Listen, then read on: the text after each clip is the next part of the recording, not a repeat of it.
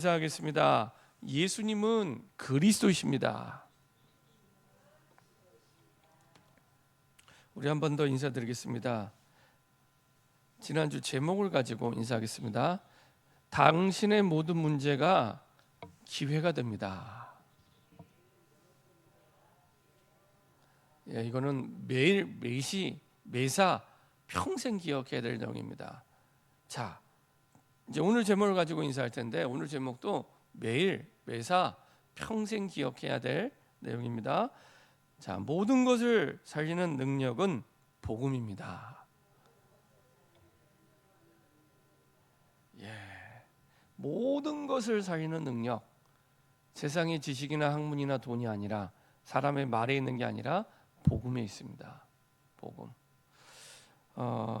우리가 지난주에 말씀을 받았습니다. 그리스도 안에 있는, 그리스도 밖에는 반대죠. 모든 문제는 사실은 사망에 이르게 하는 통로가 됩니다. 사망. 근데 그리스도 안에 있는 사람에게는 모든 문제는 반드시 기회. 어떤 기회냐? 꼭 기억하시기 바랍니다. 구원과 연결되어 있는 기회입니다. 구원. 그래서 우리가 전도 캠프 할 때 인생 캠프의 축복, 그 인생 캠프의 축복의 가장 중요한 열쇠는 하나님은 우리의 모든 만남, 내가 좋아하든 싫어하든 우연이든 약속이든 상관없이 모든 만남은 전도의 문입니다. 모든 만남은 내가 싫어하든 좋아하든 그것이 우연이든 필연이든 하나님은 모든 우리 인생의 문, 그리고 모든 것 전도의 기회로 하나님이 두고 우리의 삶을 인도하고 계십니다. 내가 믿지 않을 뿐이지, 내가 좋아하고 싫어하는 게 있고 내가 할 수 있다 없다를 따질 뿐이지, 계산할 뿐이지, 하나님은 그렇게 우리를 인도하고 계십니다. 그러면 완벽한 응답을 누리게 됩니다. 완벽한 응답. 그렇죠? 문제인 줄 알았는데 이게 축복의 기회예요. 단순한 축복이 아니라 구원의 기회예요. 단순한 구원이 아니라 하나님의 모든 능력과 역사가 총 출동하는 그런 기회. 하나님의 구원에 있습니다. 그래서 바울은 하늘의 뜻과 시대의 뜻과 바울 인생의 뜻을 분명히 알고 인도받는 증인이었습니다. 오늘도 그 연장선상이 있습니다. 사도행전 24장, 25장, 26장은 이제 로마로 가는 여정 속에 계속 재판받는 장면이에요. 재판. 아무 죄 없이 어쩌면 누명을 쓰고, 그게 꼭 누구와 같았다고요? 예수님이 빌라도 총독 앞에 재판받는 것처럼 아무 죄 없이, 죄가 없는데 죄를 만들어서 뒤집어 씌워서 사실은 재판받는 너무나 억울한 자리죠. 세상적으로 보면은. 그런 자리에 지금 바울은 계속 불려다니고 있는 겁니다. 우리가 가진 복음은 완전 복음입니다. 모자람이 없는 복음입니다. 고로새서 2장 2절 3절, 그리스도 안에 모든 지혜와 지식의 보화가 다 있다. 분명히 말씀하고 있죠. 모든, 우리 자식 똑똑하게 키우기 위해서, 능력 있게 키우기 위해서 학원은 보내는데 신학원 안 보낸다. 그 사실을 안 믿는 거예요. 사실은 복음 안에 모든 것이 다 있는데 안 믿는 거예요. 복음 안에. 디모데후서 3장 14절부터 17절, 하나님의 말씀이 우리 자녀를 양육하는데 가장 완전한 방법, 말씀으로. 그렇죠? 말씀으로. 우리가 가진 복음은 부족한 복음이 아닙니다. 연약한 복음이 아닙니다. 완전한 복음입니다. 어떤 문제를 만나서 승리할 수 있는 복음입니다. 큰 문제가 왔다고 해결 못하고 작은 문제만 해결하는 그런 복음이 아닙니다. 측량할 수 없는 복음입니다. 그런데 우리는 쉽게 흔들리고 쉽게 사실은 사단에게 속습니다.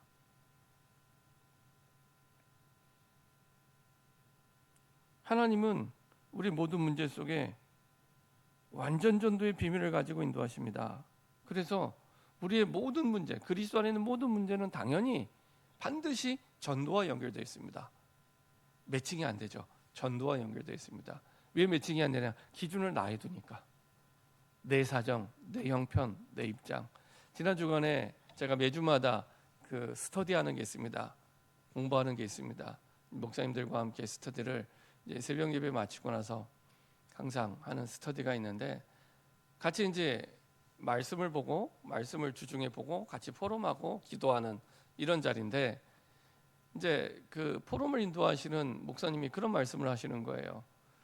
이번 주 주신 메시지가 이런 메시지인데 이 메시지를 두고 전부 이제 다른 포럼팀, 이제 목회자가 모이는 포럼팀이 있고 사모님들이 모이는 포럼팀이 있고 여전도사님 모이는 포럼팀들이 있습니다. 그리고 평신도 중직자들이 모이는 포럼팀이 있습니다. 근데 한결같이 이번 주신 말씀을 가지고 보면 이제 자기와 상관이 없다고 생각하는 거예요. 근데 그 메시지 내용이 뭐였냐면은 그런 내용이었습니다. 이제 정치인 전도학교를 만들어라. 정치인 전도학교. 난 정치인도 아니고 내 주변에 내가 아는 정치인도 없는데 나랑 아무 상관이 없는 이렇게 얘기를 하는 거예요. 근데 그게 더 현실적이고 맞는 얘기잖아요. 그렇죠? 근데 그게 전부 내 입장을 가지고 얘기하는 겁니다. 내 입장을 가지고 말씀을 듣고 내 입장을 가지고 그리고 생각을 하고 판단하는 거예요. 그래서 강단의 말씀이 나에게 성취가 안 되는 거예요. 하나님의 말씀은 완벽한데. 근데 저는 그렇게 말씀을 안 받았거든요. 말씀을 전하시는 목사님이 처해진 그 시대의 형편과 사정, 그 속에서 하나님이 주신 말씀.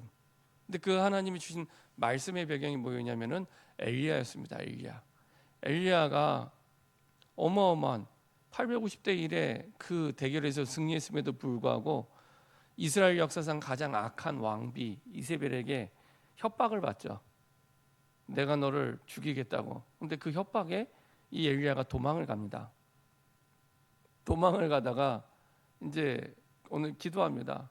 근데 기도 제목이 뭐냐? 죽여달라는 거예요. 나 이제 할 만큼 했으니까 하나님 나 데려가 달라고.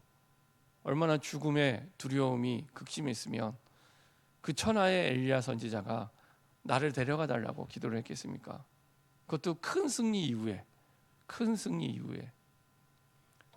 보통 사람 생각에는 그 정도 큰 승리면 이스라엘 전체 거짓 선지자랑 대항해서 이겼는데요. 보란 듯이 하나님의 능력을 받는데도. 근데 이제 도망을 갑니다. 그때 하나님이 일단은 이 엘리야가 정신을 차릴 수 있도록 먹이고 그리고 40주 40야를 달려가게 합니다. 근데 그 거리가 40주 40야를 달려갈 거리가 아닙니다. 한 열흘이면 갈 수 있는 거리예요.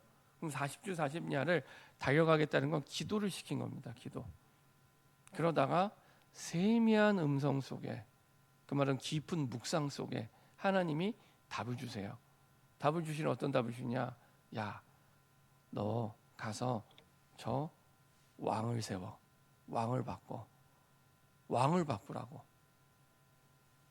그리고 엘리사를 세우라고. 그리고 너는 혼자가 아니야.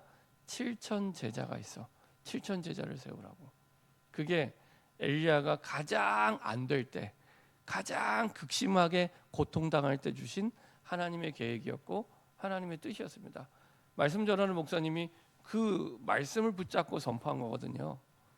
그럼 당연히 정치 전도학교, 정치인들을 바로 세우는, 정치인들을 살리는 정치인 전도학교가 필요하구나. 아멘 하고 가게 되는데 그런 거 하나도 없이 내 입장, 내 형편, 내 능력, 내 나이, 내 질병만 생각하면 하나님의 말씀이 나와 안 맞는 거예요. 그렇죠? 그 말씀은 맞잖아요. 하나님 주신 말씀은. 근데 기준을 어디에 둬요? 늘 말씀에 둔다고 하는데 우리는 항상 나에게 둬요. 대부분.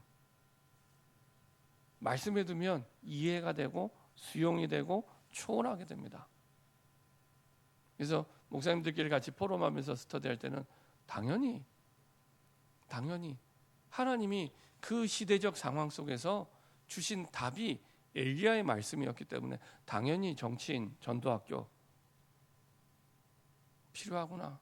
그 다음에 선지생들을 키우는 선지학교 필요하구나. 신학교 필요하구나. 당연히. 돈도 없고 능력도 없고 환경도 안 되는데 무슨 뜬구름 잡는 얘기입니까?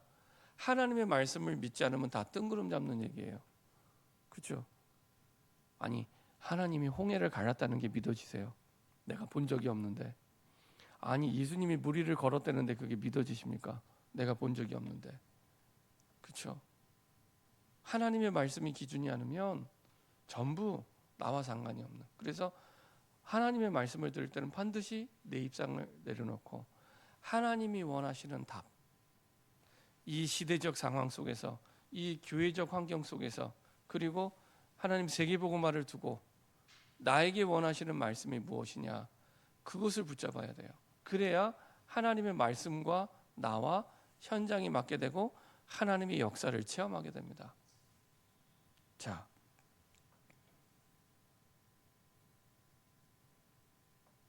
우리가 지난 주간에 한 주간 동안 하나님 나라의 망대, 그래서 하나님 나라의 망대가 세워져야 된다. 하나님 나라가 어떤 나라입니까?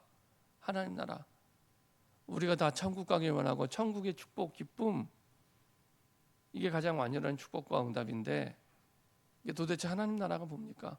복음이 복음될수록, 내가 복음을 누리면 누릴수록 하나님 나라가 임하게 되는데, 그럼 하나님 나라가 도대체 뭡니까? 하나님 나라는 하나님이 주인된 나라입니다. 하나님이 주인된 나라. 내가 어디 있든지, 집에 있든지 교회에 있든지 사람을 만나든지 하나님이 주인되면 거기에 하나님의 나라가 임하게 됩니다. 그 말은 하나님이 주인됐다는 얘기는 하나님이 통치하는 나라, 하나님이 다스리는 나라, 내 마음을 다스리고 내 생각을 다스리고 내 결정을 다스리고, 그때 하나님 나라가 임하게 되는 겁니다. 그래서 하나님 나라는 장소적인 개념이 아닙니다.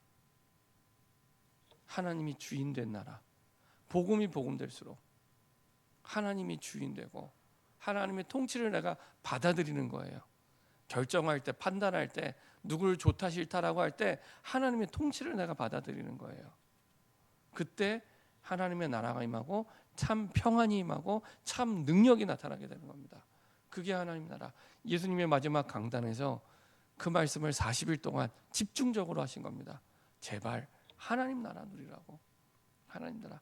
복음이 복음될수록, 그리스도가 그리스도가 될수록, 많은 사람들이 예수님은 그리스도라고 말은 하는데 삶이 복음이 안 되는 이유, 하나님이 주인되지 않기 때문에. 하나님이 주인되지 않기 때문에. 그렇죠? 하나님의 다스림을 거부하고 있기 때문에. 하나님의 통치를 거부하고 있기 때문에. 그래서 그 망대를 세우자. 2026년도 우리가 붙잡아야 될 가장 중요한 말씀이고 기도 제목입니다. 그것을 두고 우리가 한 주간 동안 새벽 기도했는데요. 가장 중요한 거 오직 복음. 오직 복음입니다. 하나님 나라의 망대. 이걸 세우기에 가장 중요한 오직 복음입니다. 복음으로 끝. 끝났다. 끝. 요한복음 19장 30절 완납. 꼭 기억하세요. 완납. 이사야 53장 4절 5절 이렇게 말씀하고 있습니다. 그는 실로 우리의 질고를 지고 우리의 슬픔을 당하였거늘. 그렇죠? 과거형입니다. 우리는 생각하기를 그는 징벌을 받아 하나님께 맞으며 고난을 당한다 하였노라. 예수님 꼭 뭘 잘못한 것처럼, 그래서 고난 당하는 것처럼. 5절 그가 찔림은 우리의 허물 때문이요 그가 상함은 우리의 죄악 때문이라. 그가 징계를 받음으로 우리는 평화를 누리고 그가 채찍에 맞으면 우리는 나음을 받았도다. 진짜 이 사실이 믿어지면, 예수님이 요한복음 19장 30절 십자가에서 모든 문제를 완전히 단번에 끝냈다, 완납, 이게 믿어지면 이사야 53장 4절 5절 말씀이 성취된 겁니다. 내가 당해야 될 슬픔 끝. 십자가에서 예수님 영접하는 순간 끝. 어떤 문제를 만나도, 어떤 걸 만나도 끝. 이 사실이 안 믿어지니까 그때부터 방황이 시작되는 겁니다. 슬픔을 당하였다고, 우리 대신. 근데 꼭 안 당한 것처럼 내가 슬퍼하고 있잖아요. 내가 시달리고 있고, 그가 찔림은 우리의 허물, 그가 상함은 우리의 죄악 때문에, 그가 징계를 받는 우리가 평화를 누려야 되는데, 예수님이 다 찔리고 상하고 징계를 받고 채찍에 맞고 십자가에서 다 당하셨는데 내가 그 사실이 안 믿어지는 거예요. 왜요? 내 입장, 내 현실. 항상 그게 기준. 창세기 3장의 나. 우리가 나음을 받았도다. 나음 받았는데 안 난 사람처럼, 이제부터는 속지 마세요. 속지 마세요. 큰 문제가 왔다고, 어려운 문제가 왔다고 속지 마세요. 끝났다. 먼저 고백하면 끝났다. 우리 좌우에 있는 분들과 인사 한번 하겠습니다. 끝났습니다. 우리 한 번 더 인사드리겠습니다. 끝났습니다. 제가 한 번 더 인사하려다가 멈췄습니다. 제발 까먹지 마세요. 끝났습니다. 끝났습니다. 끝났습니다. 제가 성경을 보고 원어 성경을 보고 영어 성경을 보고 확인하고 확인하는데 그 끝났다는 게 완납이라는 뜻이에요. 완납. 다 지불됐다. 예수님이 내가 당해야 될 죄값을 다 지불하면서 저주와 재앙과 지옥의 권세를 끝내셨어요. 다 지불하셨습니다. 그 속에서 나오는 모든 슬픔, 아픔, 괴로움 다 지불하셨습니다. 오직 복음. 그 속에서 오직 기도가 나오게 됩니다. 그렇죠? 기도의 원리, 믿음으로 하라. 오직 말씀, 살아있는 말씀 붙잡고, 살아 역사하시는 말씀을 붙잡고 모든 것을 살리는 말씀이다. 그리고 이게 되어지면 전도가 되어지기 시작합니다. 답을 갖고 있기 때문에 누구를 만나도 끝났어. 네가 당할 슬픔 끝났어. 그 슬픔에서 빠져나오는 길이 있어. 그게 예수 그리스도야. 얘기해 주셔야 돼요. 끝내는 길 얘기해 주셔야 돼요. 몰라요. 그때 하나님의 나라가 임하게 됩니다. 오직 빛의 망대, 이 모든 걸 합친 종합 선물 세트가 빛의 망대입니다. 그리스도의 빛. 이러면서 비추기만 하면 되도록 여호와 하나님이 우리의 영원한 빛이 되시는 거죠. 하나님이 우리의 영원한 빛. 어둠을 헤맬 때도. 근데 많은 사람들이 복음으로 끝났는데 안 끝난 것처럼 어디로 들어가냐? 가문에 흐르는 영적 문제 속으로, 가문에 있는 영적 문제 속으로 오랫동안 가문에 흐르는 영적 문제 속으로, 아빠가 하던 삶을 그대로, 엄마가 하던 삶을 그대로,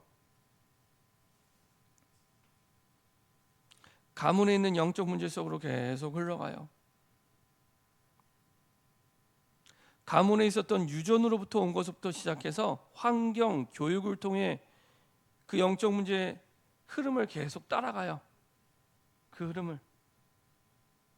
그래서 항상 고백하시기 바랍니다. 복음으로 끝. 내 입장, 내 환경을 두고 보면은 믿어지지 않고 계속 흔들리게 됩니다. 끝. 반대로 복음 안에서 우리 인생 모든 문제가 끝났구나. 그러면 전도에 눈을 뜨게 되고요. 전도에 눈을 뜨게 되면 시간표가 보여요. 그게 오늘 바울입니다. 바울. 오늘 사도행전 25장 11절에 보면 바울이 이렇게 말하죠. 만일 내가 불의를 행하여 무슨 죽을 죄를 지었으면 죽기를 사양하지 아니할 것이나, 내가 뭐 죄 지은 게 있으면 죽어도 좋아. 확실하게 얘기하는 거죠. 만일 이 사람들이 나를 두고 고발하는 것이 다 사실이 아니면 아무도 나를 그들에게 내줄 수 없나이다. 굉장히 이건 확신 가운데 고백하는 겁니다. 내가 죄 지은 게 있으면 나 죽어도 좋아, 이 얘기거든요. 그러면서 뭐라고 얘기합니까? 내가 가이사께 상소하노라 한데, 상소는 호소한다는 얘기입니다. 내가 로마의 황제인 가이사에게 호소하겠다. 이거 굉장한 메시지입니다. 이건 단순히 눈에 보이는 글이 아니라 행간의 의미가 있습니다. 행간의 의미. 바울이 전도에 눈을 뜬 사람이었기 때문에 시간표를 보는 눈을 정확히 알고 있는 겁니다. 시간표를 보는 눈. 지금 바울은 죄수고 앞에 서서 말하는 사람은 서슬퍼런 총독이잖아요.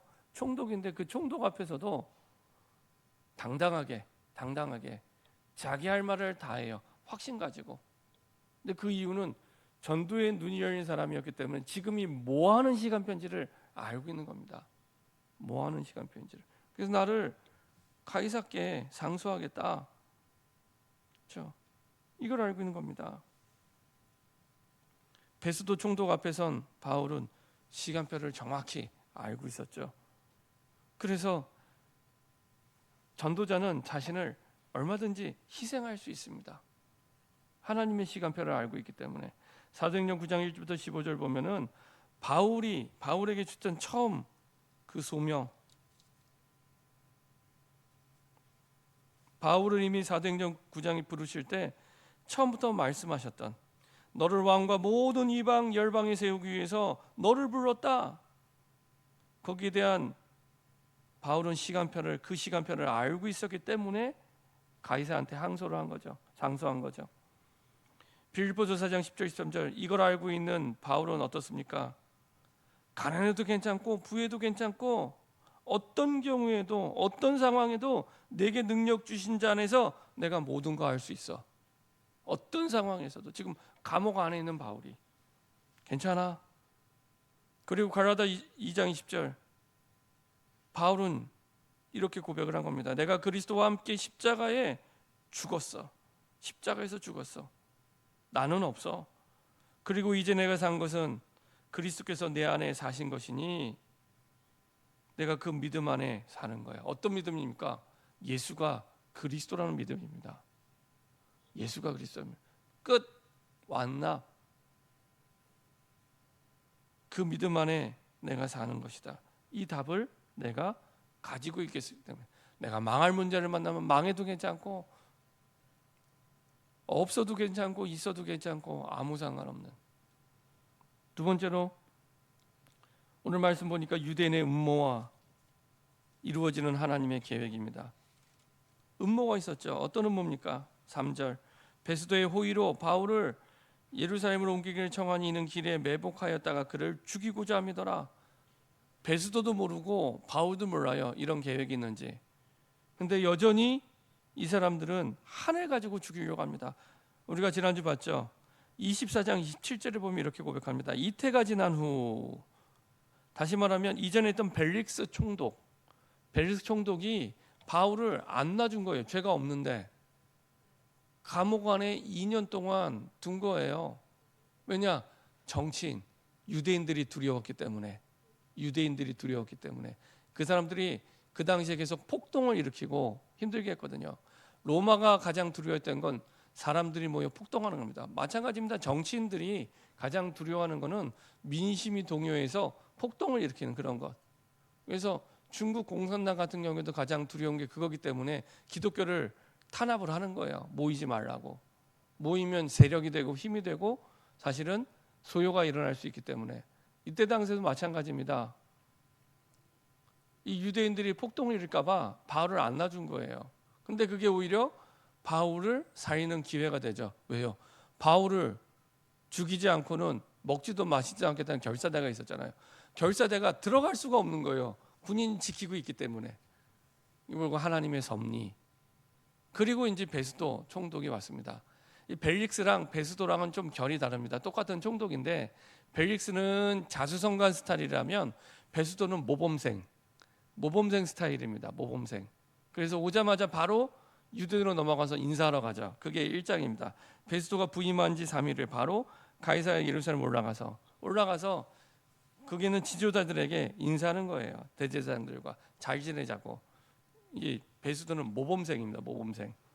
근데 이 사람들이 얘기한 거예요. 베스도의 호의로 당신이 우리에게 호의를 베풀어 주면 이 바울을 좀 보내달라라고 다시 고소한 거예요. 그 숨은 계획이 있었죠. 죽이려고. 2년이 지났는데도 잊지 않고 바울을 죽이려고. 한을 품고 지금 바울을 죽이려고 하는 겁니다. 근데 베스도가 뭐라고 대답합니까?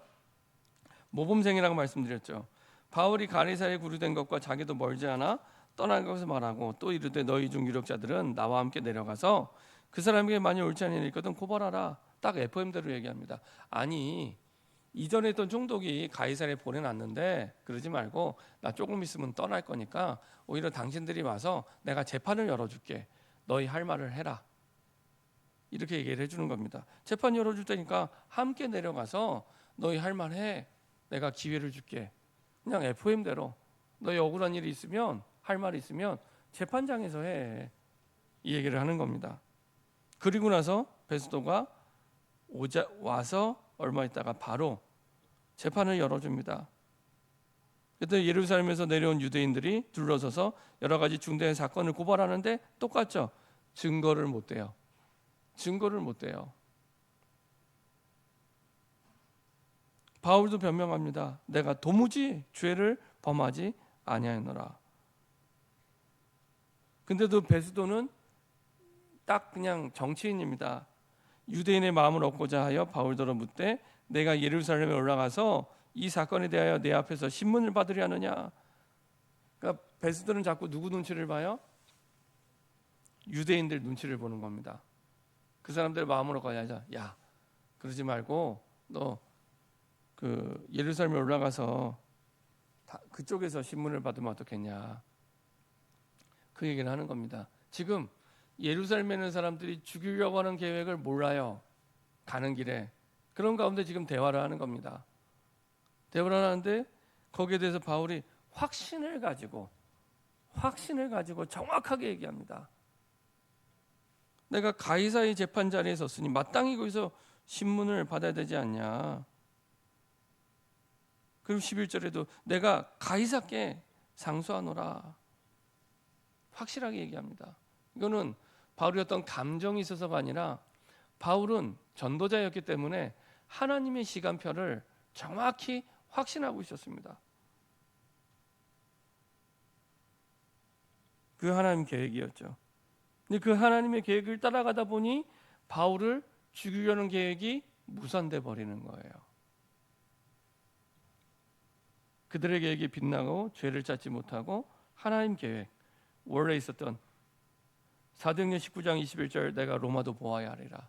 24장 1절 11절 네가 예루살렘에서 증거하였던 것처럼 로마에서도 증거하여야 하리라.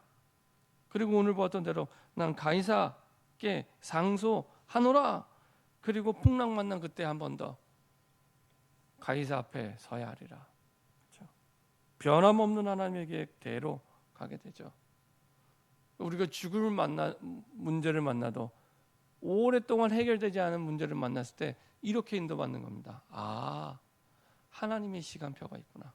하나님의 시간표. 그리고 그 시간표는 세계복음화에 맞춰져 있구나. 그 세계복음화에. 가이사에게 보내줄 걸 요청했는데 그 이유가 뭡니까? 복음 전하기 위해서. 그리고 로마 복음화를 계획했고 유대인의 음모를 벗어나려고 한 게 아닌데 벗어나게 돼요. 그걸 보고 하는 게 아니라 되어지는 거라고. 내가 하나님의 계획을 따라가다 보니 내 인생의 문제가 해결되기 시작하는 겁니다. 하나님의 계획을 따라가다 보니 어떤 계획이요? 복음 전하려고 하다 보니 로마서 16장 1절부터 23절 로마 복음이라는 일꾼들이 만나지고 세워지게 되고요.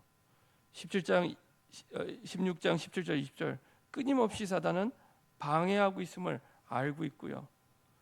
로마서 16장 25절부터 27절 결국에 영세전부터 계획된 그 하나님의 완벽한 계획이 하나님이 주시는 성경의 말씀대로 나타나게 됩니다. 그래서 전도자는 세상을 바꾸는 응답을 누리게 됩니다. 세상을 바꿔가요. 이렇게 세상을 바꿔가는 겁니다. 전도자는 몇 세기를 앞당겨 보며 응답을 누릴 수 있는 그 축복 속에 있습니다. 단순히 내일 모레 정도가 아니라 몇십 년, 몇백 년 주님이 재림하시는 그날까지 하나님 주신 미래를 두고 달려갈 수 있는, 몇 세기를 두고 달려갈 수 있는 중요한 응답의 증인으로 하나님이 서게 하십니다. 결론입니다. 그렇다면은 분명히 복음은 모든 것을 살리는 능력이 있는데 그 능력을 누리는 전도자의 삶 속으로 들어갈 수 있도록 저와 여러분들이 이게 시작되길 바랍니다. 특별히 2026년을 두고 지금 시간표에 우리에게 가장 필요한 게 뭐냐? 가장 해야 될 게 뭐냐? 가장 준비해야 될 게 뭐냐? 전도자의 삶. 하나님이 죽어가는 영을 우리에게 붙였을 때 능히 담을 수 있는 그릇 준비될 수 있도록 운동하시기 바랍니다.